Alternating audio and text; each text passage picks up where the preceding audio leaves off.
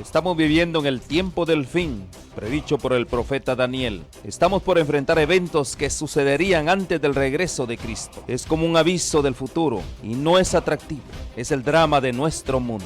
El pecado, el sufrimiento, la muerte, la caída de las naciones, guerras, hambrunas, la difusión del evangelio, engaños, terremotos y otros. Estamos viviendo los peligros del tiempo del fin. Todo esto es según Cristo, principio de dolores. Pero tenemos la palabra profética más segura. Cristo dijo a su pueblo: yo estoy con vosotros todos los días hasta el fin del mundo. La iglesia es la familia de Dios en la tierra y debemos entender los tiempos en que vivimos. Como continuadores del pueblo de Dios, se nos invita a salir del mundo y a prepararnos para reunirnos para la verdadera adoración, para estar en comunión unos con otros, para recibir instrucciones de las profecías que hiciera que el lucero de la mañana, Cristo Jesús, resplandezca en nuestros corazones. Asimismo, servir a toda la humanidad y cumplir con la sagrada comisión de ir y hacer discípulos. Oro para que el Señor Jesús use estos medios como instrumentos en sus manos para que usted pueda sentir el hambre y sed por más de la verdad absoluta. Que el Señor les guarde.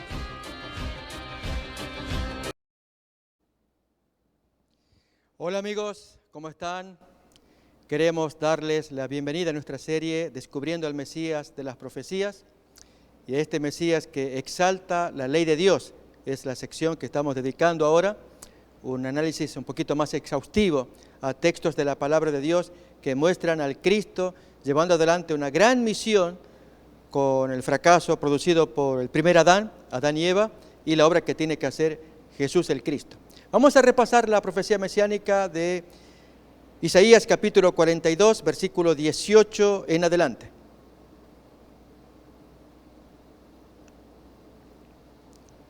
Sordos, oíd, y vosotros ciegos, mirad para ver.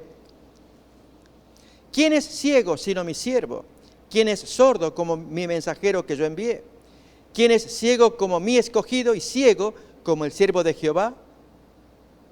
Que ve muchas cosas y no advierte, que abre los oídos, pero él no oye. Jehová se complació por amor de su justicia en magnificar la ley y en engrandecerla.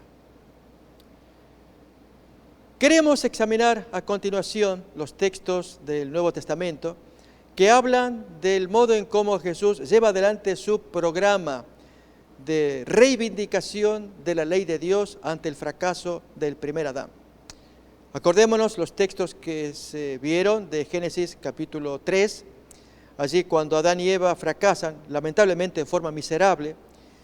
Vamos a repasar el texto y ver que con lo que hicieron, violaron los 10 mandamientos de Dios, aunque parezca increíble. Vamos a mirar entonces, desde el momento en que Satanás habla con Eva, o quizá un poquito antes, miramos de Génesis 3:1 en adelante, hasta llegar al versículo 6, en que Adán y Eva cometen el pecado de la violación a la ley de Dios.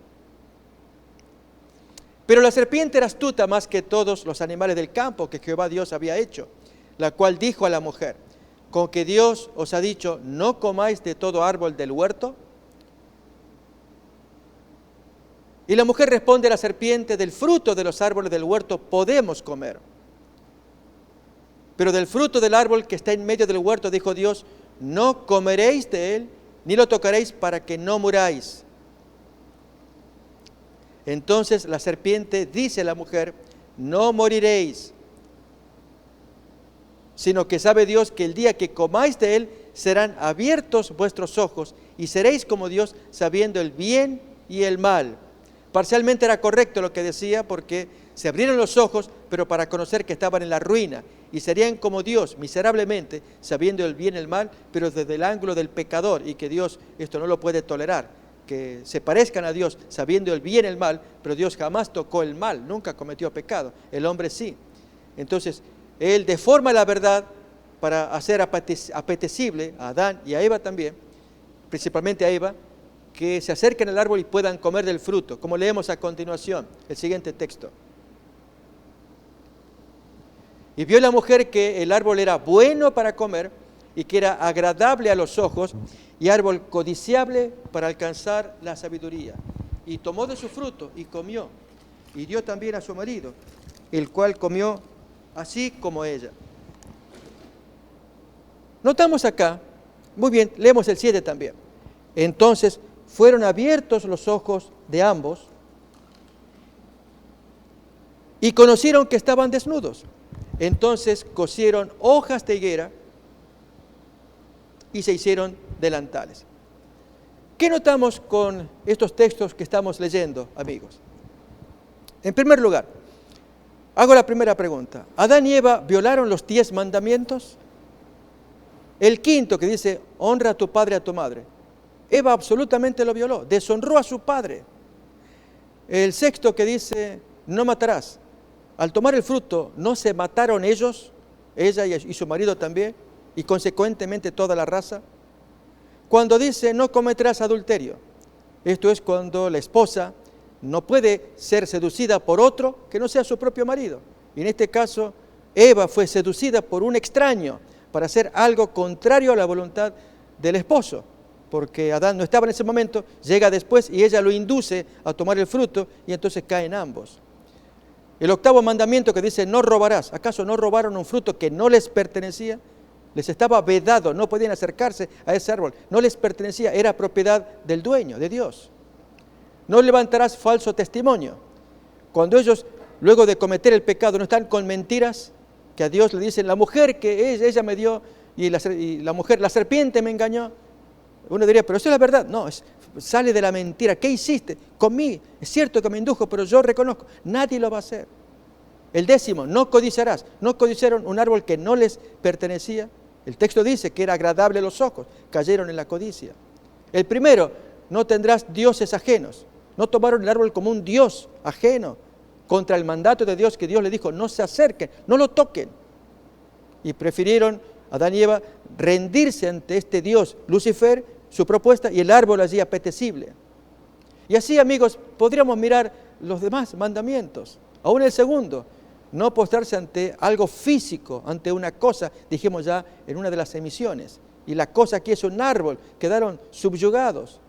No tomarás el nombre de Dios en vano. Si Dios dijo, no lo toquen, ¿qué pasó con Adán y Eva? Tomaron el nombre de Dios en vano. Y el cuarto mandamiento, guardarás el sábado, no tenía propósito. ¿Para qué se habían violado el mandamiento? ¿Dónde podía establecerse comunión entre la criatura y el hombre cada 7 días? Pregunto, al tomar, como dice la gente, la simple manzanita, el fruto de un árbol, ¿no violaron los 10 mandamientos? Absolutamente. Por lo tanto, cuando el segundo Adán debía venir, tenía que ensalzar los mandamientos. Vamos a mirar ahora, nuevamente, Mateo capítulo 5, versículo 17, para ver la riqueza del texto y que muchos lo han descuidado. 5:17 de Mateo. No penséis que he venido para abrogar o anular la ley o los profetas. Yo no vengo para anular, vengo para dar cumplimiento. Como ya dije, con mis ojos, con mi boca, con mi mano, con mis pies, con mi cuerpo, yo voy a cumplir lo que la ley pide. Efectivamente, cuando Jesús cumple, notemos ahora cómo Pablo lo va a definir en Romanos capítulo 8, versículos 1 en adelante, especialmente el 3. Romanos 8. Y es que no podía el hombre cumplir la ley porque ya venía mal de fábrica. Tenía que venir alguien igual a Adán. Por eso es que Jesús vino en semejanza de carne de pecado, parecido a nosotros, pero era hijo del Espíritu Santo, como dice el texto de la anunciación que se le dio a Elizabeth, el santo ser, a Zacarías el papá y aún a María Virgen, que el santo ser será llamado Jesús. Es un santo, un ser que era igual a Dios, pero vino acá como nosotros, pero pareciéndose más al primer Adán. Era pelear allí en el terreno del apetito, de las tentaciones. De allí que Jesús tuvo tentaciones de orden divino con respecto a su misión y no con las tendencias pecaminosas que tenemos nosotros. Pero vamos a buscar el texto primeramente de Romanos 8:1 en adelante. Ahora pues, ninguna condenación hay para los que están en Cristo Jesús, los que no andan conforme a la carne, sino conforme al Espíritu. Porque la ley del Espíritu de vida en Cristo Jesús me ha librado de la ley del pecado y de la muerte. Notemos acá esto. Porque lo que era imposible para la ley, por cuanto era débil por la carne. Entonces, la debilidad de la carne, la debilidad suya, la mía, hace imposible que la ley quede satisfecha con una obediencia en que se ordenan 10 mandamientos. El hombre no puede cumplirlos satisfactoriamente los 10. ¿Qué hizo Dios? enviando a su Hijo en semejanza de carne de pecado, y a causa del pecado, condenó al pecado en la carne, viviendo en la carne, cumplió los mandamientos. Dice versículo 4, para que la justicia de la ley se cumpliese en nosotros, que no andamos conforme a la carne, sino conforme al Espíritu. Bien, aquí se nos muestra a este Cristo que, habiendo venido en semejanza de carne de pecado, como nosotros, Él condena el pecado en la carne para que la justicia que pide la ley por medio de Jesús se cumpla en nosotros. A esto Jesús dijo, yo vengo para cumplir, para darle plenitud a la ley. Tanto que Él exalta el mandamiento, como miramos en 5:19 de Mateo, texto que ya miramos varias veces, que la forma en cómo tratamos el mandamiento es como Dios nos trata, es proporcional. De manera que cualquiera que quebranta uno de estos mandamientos muy pequeños, y así enseña a los hombres, muy pequeño será llamado en el reino de los cielos, mas cualquiera que los haga y enseñe, este será llamado grande en el reino de los cielos. Creo, amigos, que se han dado suficientes textos para probar algunos hechos concretos, reales. Y es que Jesús vino para ensalzar la ley de Dios. Él cumplió con los mandamientos. Veremoslo cómo lo expresa en San Juan capítulo 15, versículo 10.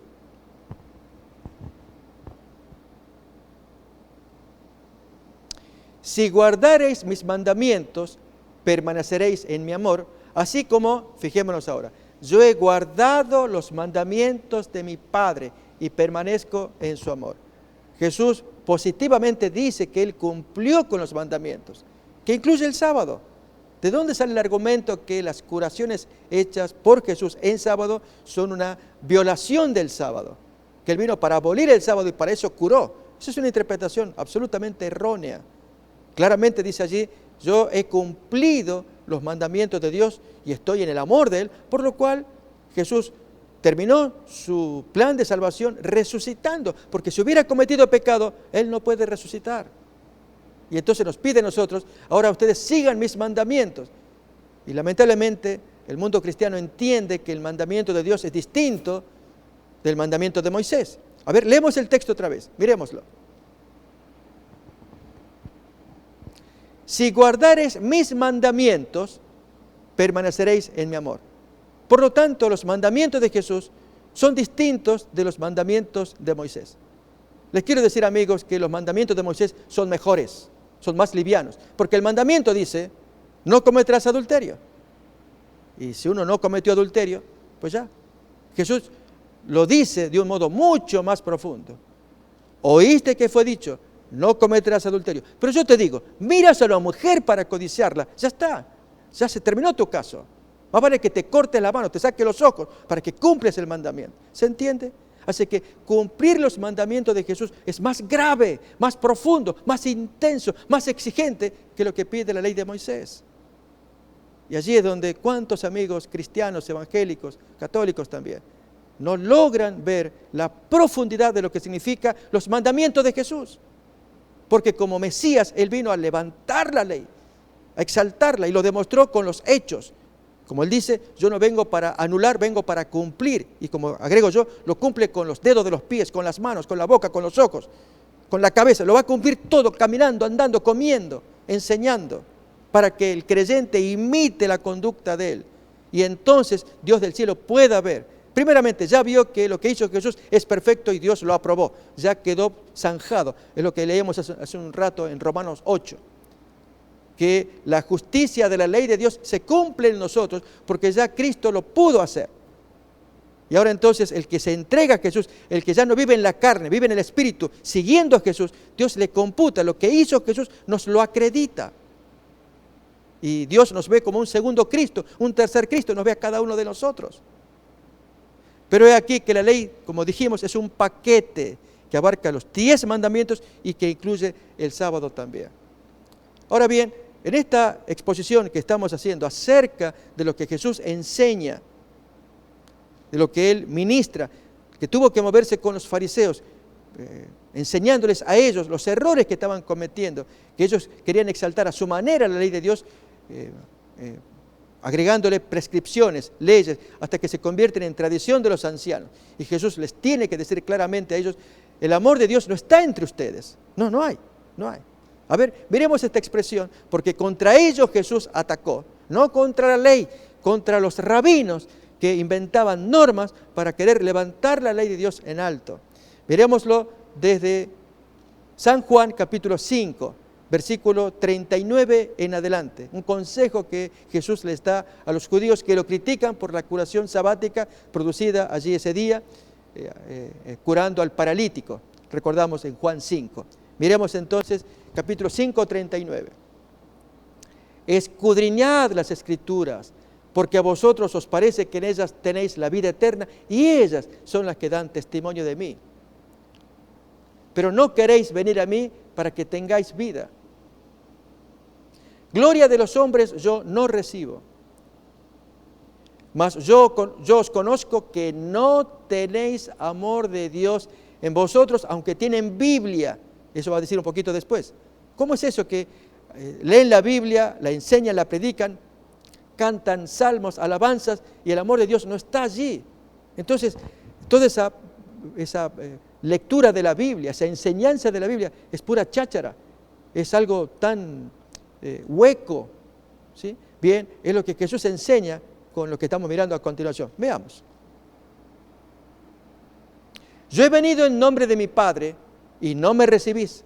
Si otro viniere en su propio nombre, a ese recibiréis. Es muy curioso, quienes han leído o tienen acceso al Talmud, aún en la Mishnah también. Acordémonos, el Talmud es la compilación de todos los dichos importantes que los judíos han recopilado a lo largo de los siglos, dividido en dos grandes grupos, la Gemara y la Mishnah.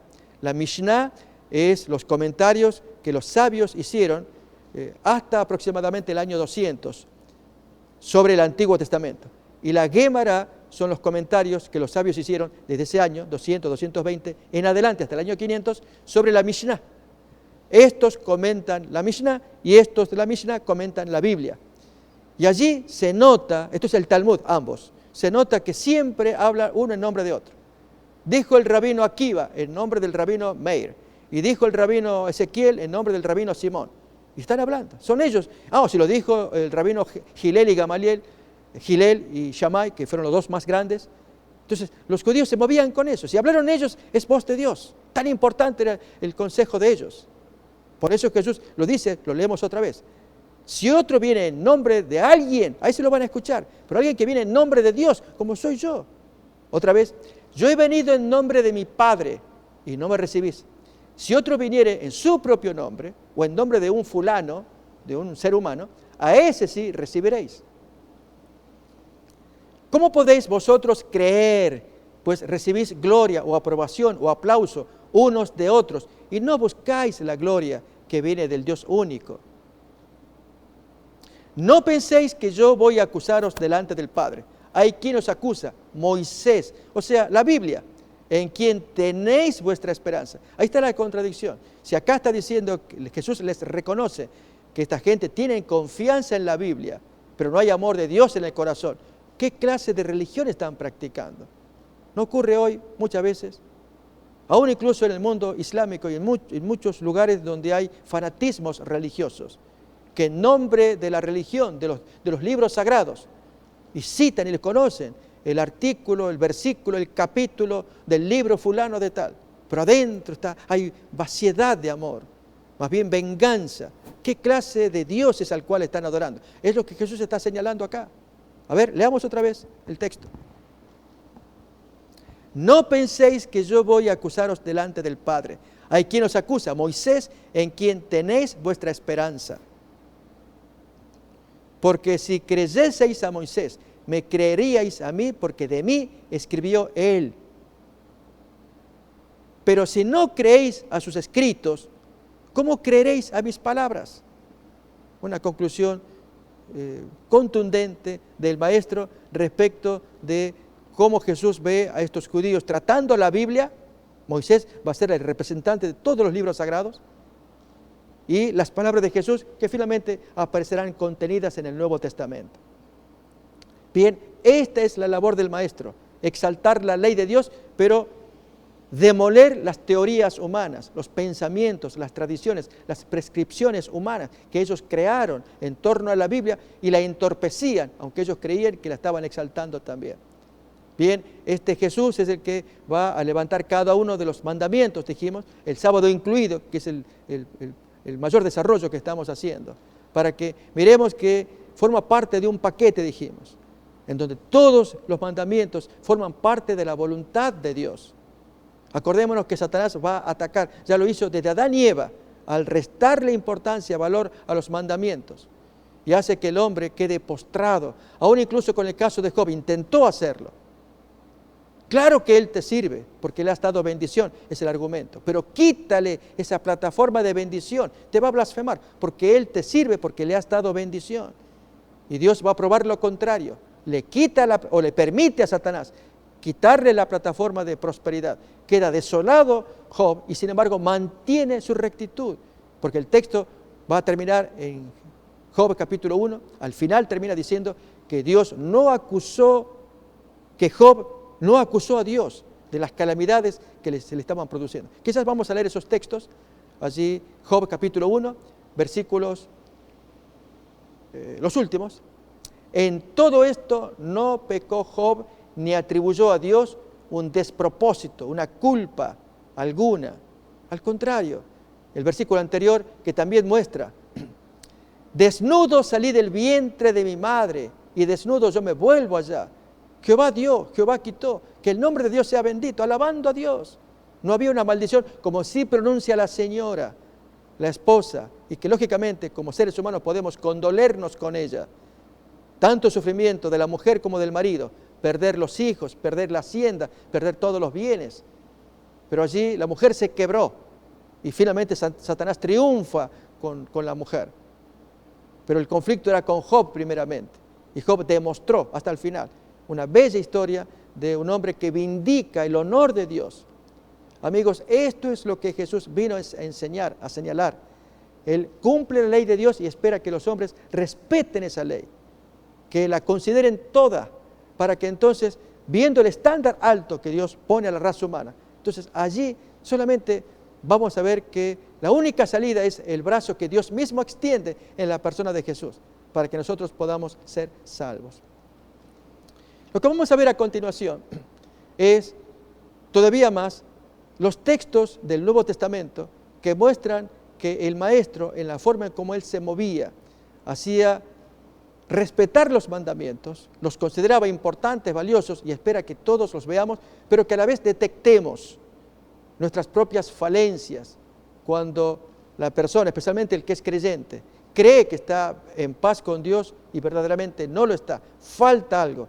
Y es que además de la obediencia exterior a los mandamientos, adentro el alma tiene que estar convertida, entregada. Y es el caso de San Mateo capítulo 19.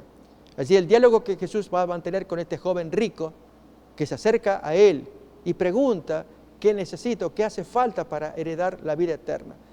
Vamos a ver los dos textos, tanto el de Mateo como el de Marcos, muy ricos, por cierto, en la forma en como ambos presentan la misma historia. En Marcos hay elementos adicionales que nos van a ser útiles conocer. Abrimos pues entonces en capítulo 19, versículo 16 de Mateo, y luego en Marcos capítulo 10, 17. Entonces vino uno y le dijo, Maestro bueno, ¿qué bien haré para tener la vida eterna? Él le dice, ¿por qué me llamas bueno? Ninguno hay bueno, sino uno. Pero si quieres entrar en la vida, guarda los mandamientos. Y él pregunta, ¿cuáles? Y Jesús entonces comienza a enumerar parte de los 10 mandamientos. No matarás, no adulterarás, no hurtarás, no dirás falso testimonio. Honra a tu padre y a tu madre y ama a tu prójimo como a ti mismo. El joven dice, todo esto lo he guardado desde mi juventud. ¿Qué más me falta? Vamos ahora a ver la reacción de Jesús, según nos lo cuenta Marcos, capítulo 10, el versículo 20, 10-20 de Marcos y la reacción de Jesús. Él responde, el joven, Maestro, todo esto lo he guardado desde mi juventud. Entonces Jesús, mirándole, lo amó. Notemos, Jesús ama a ese joven. Podría haber estado en el cielo. Un joven que es obediente a la ley de Dios. Un joven que podría haber hecho grandes cosas por la causa de Dios. Pero él creía que la obediencia externa a los 10 mandamientos le alcanzaba, aunque sentía en su corazón, en su interior, que algo faltaba. Por algo se acercó a Jesús. Maestro, ¿qué hay que hacer para heredar la vida eterna? Algo le faltaba. ¿Y qué es lo que faltaba?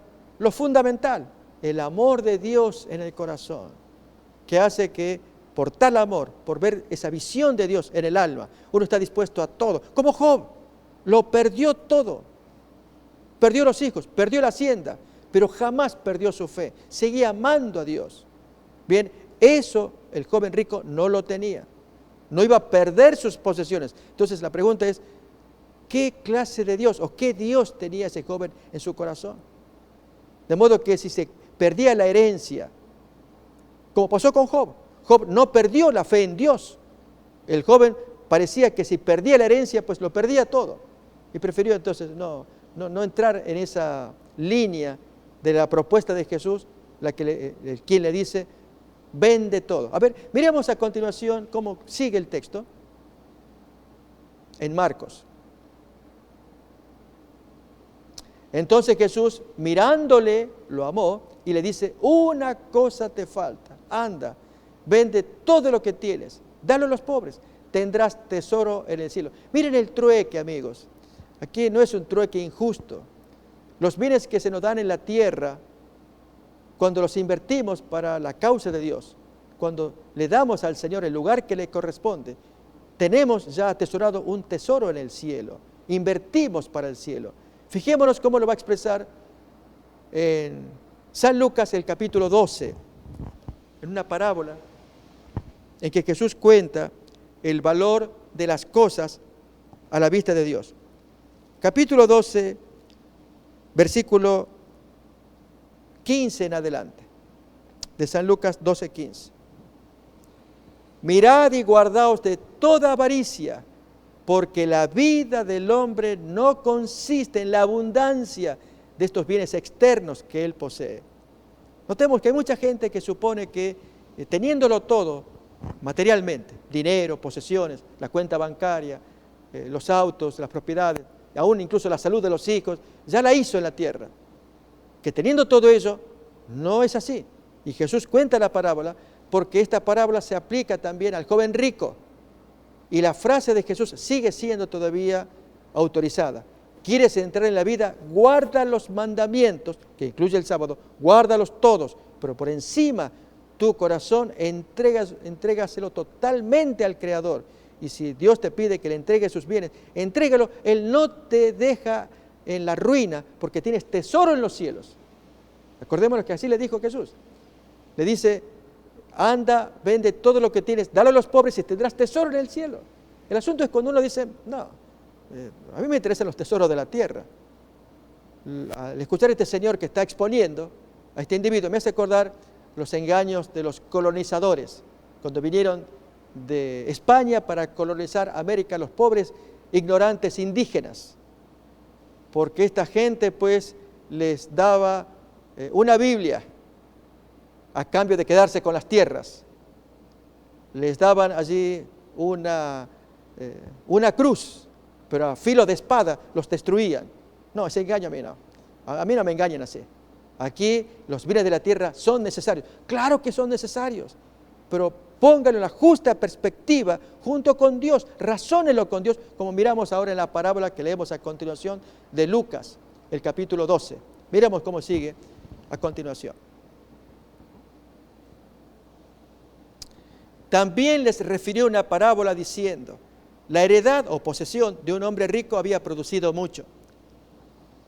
Y él pensaba dentro de sí, diciendo, ¿qué haré?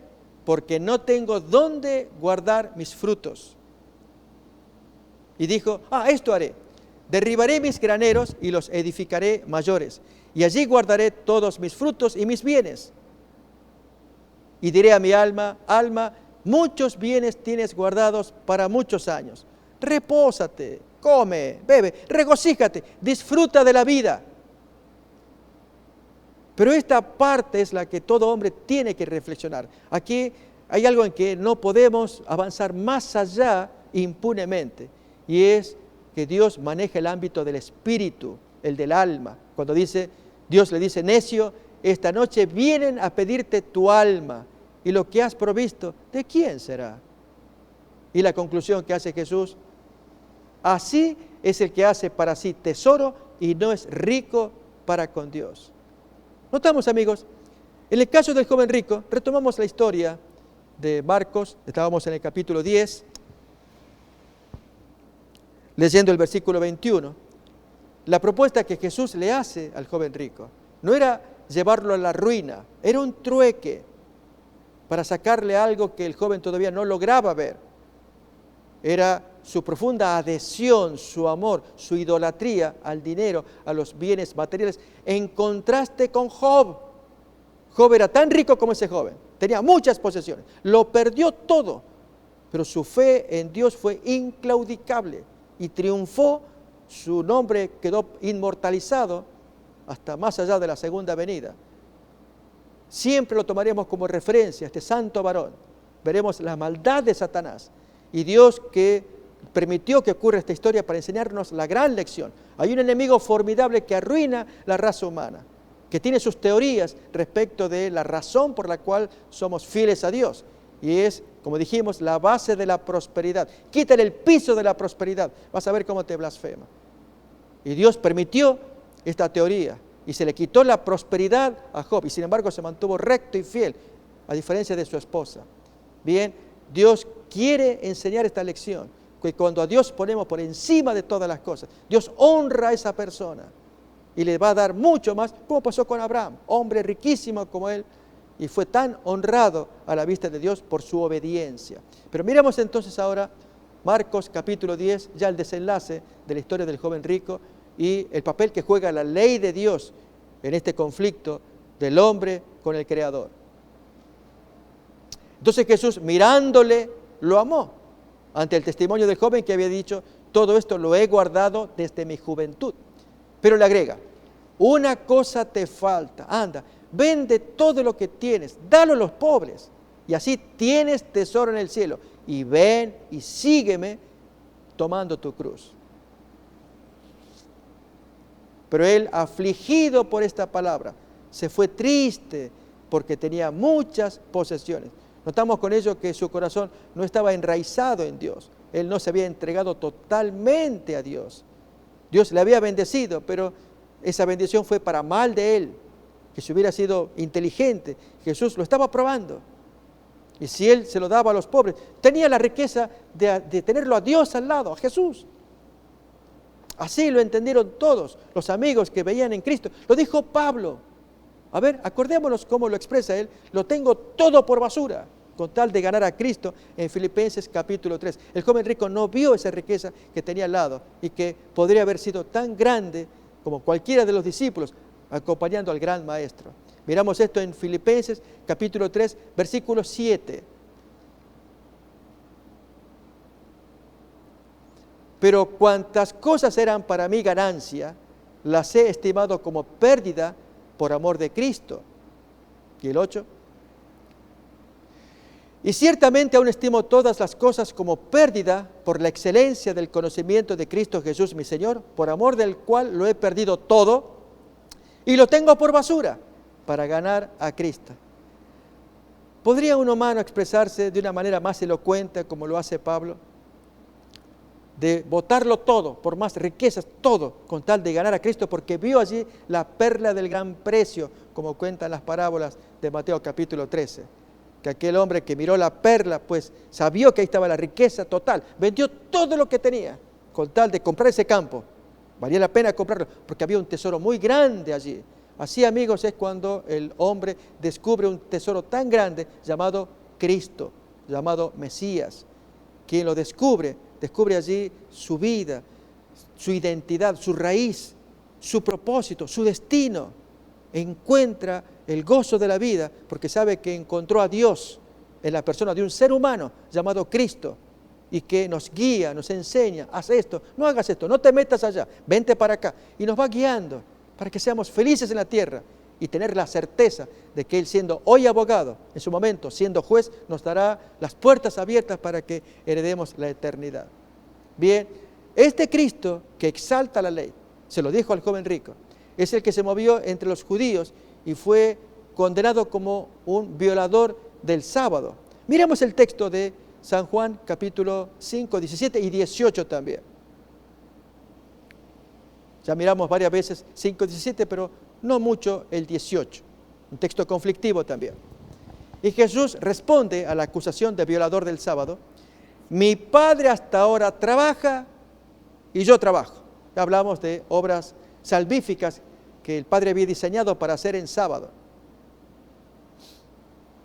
Por esto los judíos aún más procuraban matarlo, porque no solo quebrantaba el sábado, lógicamente, les quebrantaba a ellos, el sábado de ellos, el enfoque de ellos, a través de sus prescripciones. Así que Jesús estaba absolutamente en contra de todo lo que ellos enseñaban. Y esto daba a entender que era violar el sábado. Sino que también decía que Dios era su propio Padre, haciéndose igual a Dios. Y la defensa contra esta acusación de violar el sábado se da en el siguiente versículo. Y es poner a Dios en primer lugar. Él lo hace, yo lo hago también. Responde Jesús y dice: de cierto os digo, no puede el Hijo hacer nada por sí mismo, sino lo que ve hacer al Padre. Porque todo lo que el Padre hace, también lo hace el Hijo igualmente. Y miremos estos ejemplos de cómo Jesús viene a hacer las obras del Padre, como miramos en San Juan capítulo 5. Allí en la defensa que Él hace de la curación del paralítico, las obras de Dios, Él ve hacer al Padre, lo hace también. Lo miramos en San Juan, el capítulo 5, versículo 36. Yo tengo mayor testimonio que el de Juan, porque las obras que el Padre me dio para que cumpliese, las mismas obras que yo hago, como fue la curación del paralítico en el capítulo 5, dan testimonio de mí, que el Padre me ha enviado. O también Juan 9:4, nuevamente, antes de hacer la curación, habla de obras que Dios le envió a que hiciese. En este caso, la curación del ciego en Juan capítulo 9. Aún podemos leer el versículo, desde el versículo 1, vamos hasta llegar al 4, porque aparece otra vez la palabra obras en el versículo 2. Al pasar Jesús vio un hombre ciego de nacimiento. Y le preguntaron sus discípulos diciendo: Rabí, ¿quién pecó, este o sus padres, para que haya nacido ciego? Responde Jesús, notemos memorables palabras. No es que pecó este ni sus padres, sino para que, otra vez, las obras de Dios. Estas son las obras que Dios le manda al Hijo a hacer, según Juan 5:19. Yo no voy a hacer nada si no veo hacer al Padre primero. Y Él es el que lo hace, yo lo hago detrás de Él. ¿Y qué obras? Justamente la que va a hacer a continuación, que es curar al ciego, como leemos, sino para que las obras de Dios, leemos otra vez versículo 3, se manifiesten en Él. O sea, Él está así para que aparezcan las obras de Dios. Versículo 4. Me es necesario hacer las obras del que me envió. Entre tanto que el día dura, la noche viene cuando nadie puede obrar. Entre tanto que estoy en el mundo, luz soy del mundo, y a continuación comienza la obra de Dios. Dicho esto, escupió en tierra e hizo lodo con la saliva y untó con el lodo los ojos del ciego y le dijo: ve a lavarte en el estanque de Siloé, que traducido es enviado. Fue entonces y se lavó y regresó viendo. Entonces los vecinos y los que antes lo habían visto que era ciego decían: ¿no es este el que se sentaba y mendigaba? Unos decían: él es, otros: se le parece. Pero el hombre decía: yo soy. Y dijeron: ¿cómo te fueron abiertos los ojos? Él respondió: aquel hombre que se llama Jesús hizo barro, me untó los ojos y me dijo: ve al Siloé y lávate. Y fui y me lavé y recibí la vista. Entonces dijeron: ¿dónde está él? No sé. Llevaron ante los fariseos al que había sido ciego. ¿Por qué lo llevaron? Y era sábado cuando Jesús había hecho el lodo y le había abierto los ojos. Notamos, estas son las obras de Dios que había que hacer. Curar al ciego, darle la bendición de la vista, pero hacerlo en sábado, para abrir los ojos a estos fariseos, para que ellos también sean sanados espiritualmente de la ceguera en la que estaban involucrados. Bien, amigos, esto es lo que estamos mirando con la obra de Jesús en los sábados, a pesar de la acusación. Y si hay hoy, en tiempos modernos, quienes dicen que Jesús violó el sábado, se están sumando al coro de los acusadores fariseos, que ellos todos a una se juntaban para acusarlo como violador del sábado, y Jesús se proclama, se defiende diciendo: mi Padre trabaja, yo no voy a hacer nada si no lo veo hacer a Él, porque Él trabaja, Él hace las obras y yo ando detrás de Él, hago. Y efectivamente, ya lo miramos en San Juan 5:36, en San Juan 9, 3 y 4, que Jesús viene a hacer las obras del Padre. El Padre le encomendó: haz esto. Y eran obras salvíficas en sábado, no violar el sábado. Amigos, qué importante es ver o leer adecuadamente la palabra de Dios, para que no cometamos gravísimo error, como muchos lo hacen, de creer y enseñar que Jesús violó el sábado, abrió un camino para que entonces podamos conocer que hay un nuevo día de adoración. Acerca de este tema ya miraremos ya en una siguiente emisión, acerca de profecías que hablan que vendría un gran conflicto respecto de este tema, y es cuál es la voluntad de Dios en el último tiempo acerca del día que Él designó desde la creación. Pero por lo pronto lo que nos interesa ver ahora es todavía seguir avanzando un poco más, y es que Jesús, al seguir su proclama de que Él cumple la ley de Dios, sus mandatos, frente a la acusación de los acusadores. Miremos en San Juan capítulo 8, Él mismo les pide a la gente: ¿alguien me culpa de pecado? ¿Alguien me redarguye? ¿Alguien me acusa? Entonces, si nadie me acusa, ¿por qué no me creen? Ese es el gran conflicto que Jesús tuvo que vivir en sus días. Vemos esta expresión en San Juan capítulo 8, abrimos allí.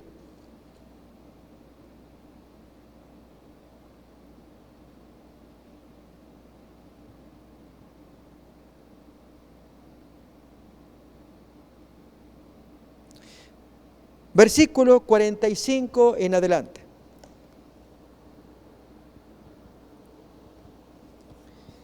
Y a mí, porque digo la verdad, no me creéis. ¿Quién de vosotros me redarguye o me acusa de pecado? Pues si digo la verdad, ¿por qué vosotros no me creéis? El que es de Dios, las palabras de Dios oye. Por esto no las oís vosotros, porque no sois de Dios. Notemos que en el caso de Jesús está pidiendo: si alguien me acusa de pecado, díganlo. Y no había manera, porque tenían que probarlo. Eran afirmaciones, entre ellas, en Marcos capítulo 3, por el diablo Él hace los milagros que hace. Era una afirmación, pero tienes que demostrarlo. Es fácil hablar al aire, demuéstralo, para que no aparezca que hay prejuicio del individuo. A ver si le han encontrado algún pecado secreto, algo que sea contradictorio a su enseñanza. Por eso lo está diciendo, lo hemos leído: ¿quién me redarguye? ¿Quién me acusa de pecado? Entonces, si yo digo la verdad, ¿por qué no me creen? Hay un motivo: porque Dios no mora en ustedes. Es una acusación fuerte. Y no mora porque lo va demostrando, aunque ellos aparentan. Jesús es quien los desenmascara cuando Él dice: ellos devoran las casas de las viudas. Vamos a ver el ejemplo en Marcos capítulo 12, el contraste de esta gente que cumple los mandatos de la ley, pero por dentro son lobos rapaces. Lo vemos en Marcos capítulo 12. Así con ello intentamos describir la historia de Jesús, defendiendo la ley de Dios, todo como un paquete, con el sábado incluido, frente a los supuestos defensores, los que alardeaban de levantar la ley, eran perfectamente los violadores. Lo miramos en San Marcos capítulo 12.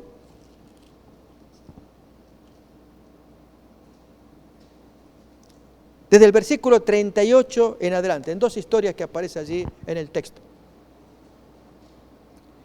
Y les decía en su doctrina: guardaos de los escribas que gustan de andar con largas ropas y aman las salutaciones en las plazas y las primeras sillas en las sinagogas y los primeros asientos en las cenas? Y miremos esto, que devoran las casas de las viudas, pero como pretexto hacen largas oraciones. Esos son ladrones. Se toman el dinero de las viudas, allí se enriquecen, pero a condición de que, bueno, hermanita, le vamos a hacer un largo servicio de oraciones allí para que Dios la bendiga.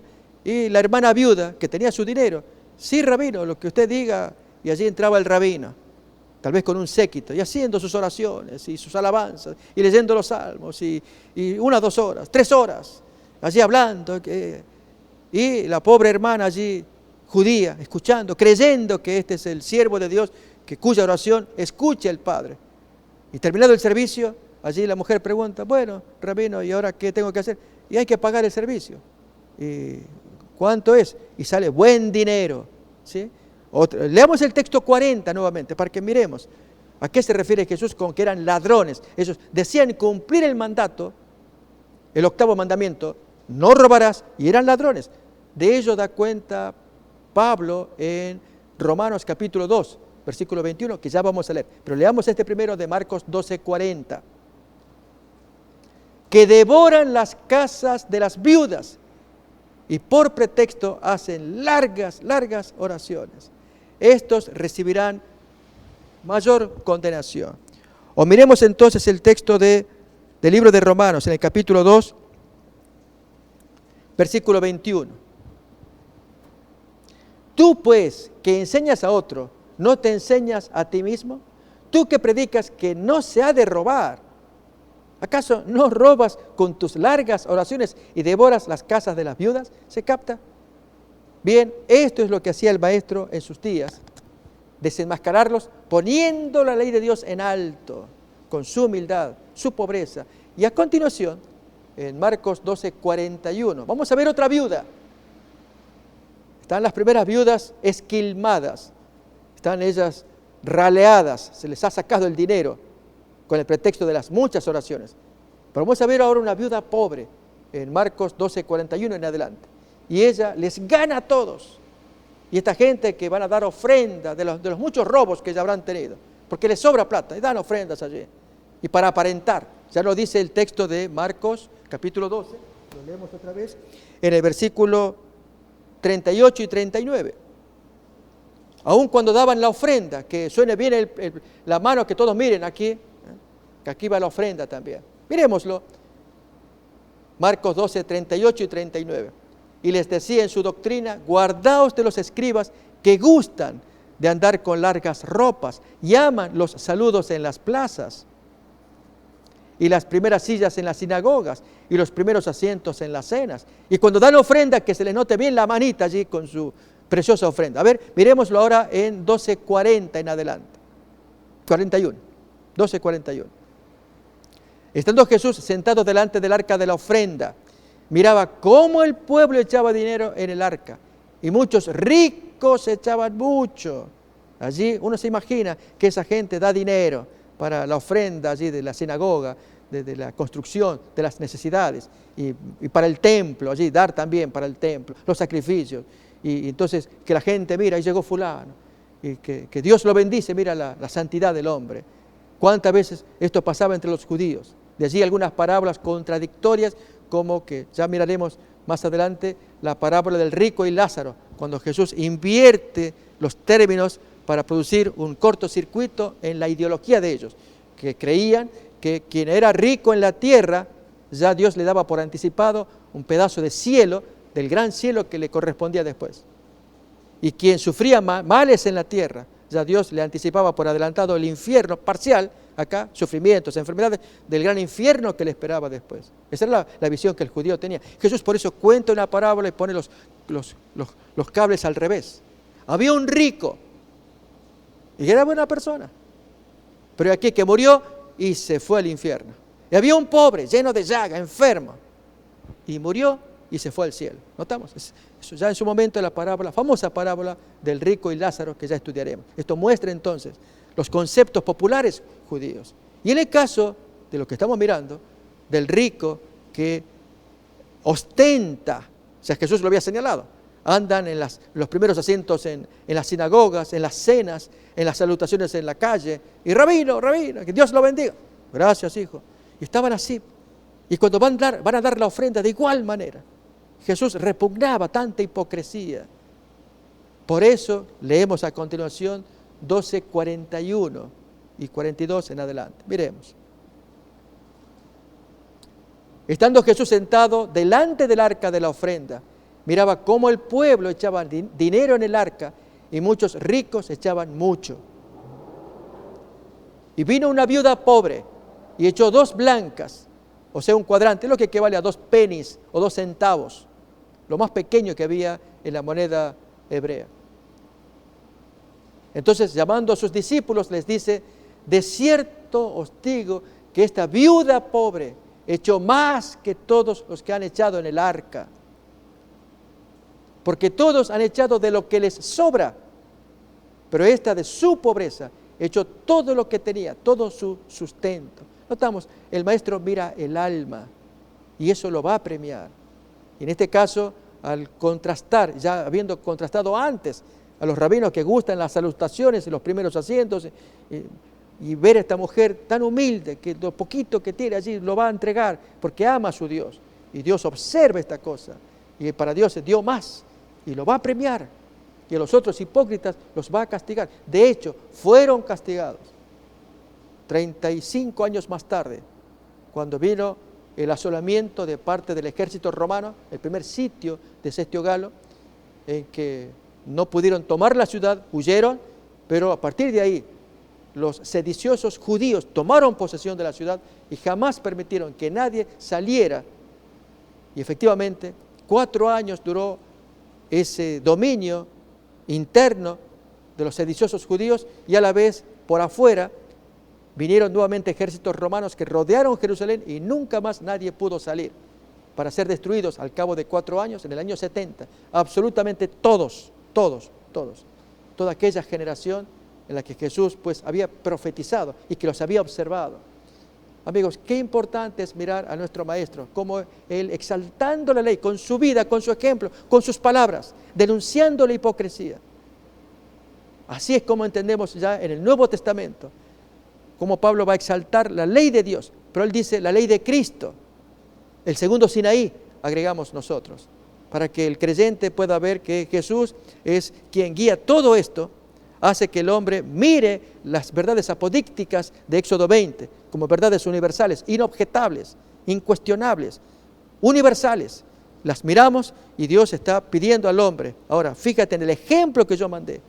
El segundo Adán, él lo llevó a la práctica, lo cumplió, venció. La ley quedó exaltada como era el plan de Dios. Pero ahora entonces le pide al hombre, el hombre que está acorralado. Vamos a leer el último texto que se encuentra en Gálatas, capítulo 3.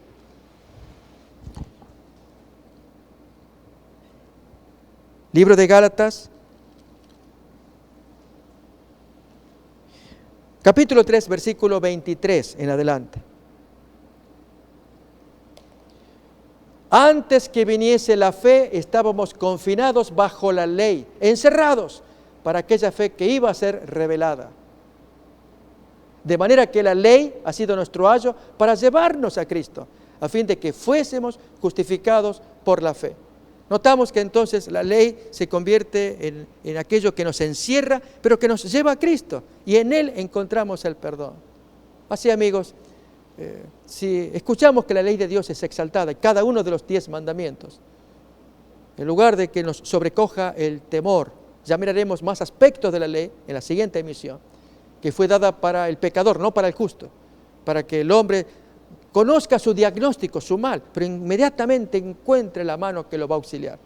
Este es el plan de Dios, el plan para usted y para mí, que sintamos que Dios nos ama, que se exaltó la ley, se hace pesada, se hace asfixiante, una ley severa para la raza humana, porque esa es la voluntad de Dios, de la cual hemos caído tan bajamente, tan profundamente, pero aquí que somos rescatados de las mismas profundidades por amor del Cristo que vino aquí a esta tierra. Amigos, que estas sean palabras de aliento, de esperanza. Jesús le ama, me ama, nos ama y desea salvarnos, si tan solamente creemos en su palabra y en su obra. Hasta la siguiente emisión, deseamos que Dios los bendiga y tengan un buen descanso, una buena noche. Una comisión sagrada nos ha sido confiada. Por tanto, id y doctrinad a todos. Antes de ascender al cielo les dijo que debían ser los ejecutores del testamento por el cual Él legaba al mundo los tesoros de la vida eterna. La iglesia es la familia de Dios en la tierra y debemos entender los tiempos en que vivimos. Como continuadores del pueblo de Dios, se nos invita a salir del mundo y a prepararnos para reunirnos para la verdadera adoración. Soy yo guarda de mi hermano. Si pretendáis ser hijos de Dios, soy guarda de vuestros hermanos. El Señor tiene una iglesia por responsable de las almas de aquellos que podrían ser los medios de salvación. Somos peregrinos, rechazando los caminos de los impíos, viviendo conforme a las normas de Dios, consagrados a sus caminos y dando testimonio del Evangelio de Cristo para que otros puedan ser salvos. Si retenéis vuestra luz, alguien deberá ser dejado en las tinieblas a causa de vuestro descuido. Irá andando y llorando el que lleva la preciosa semilla, mas volverá a venir con regocijo, trayendo sus gavillas. Oro para que el Señor Jesús use estos medios como instrumentos en sus manos, para que usted pueda sentir hambre y sed por más de su verdad absoluta. Dios les cuide.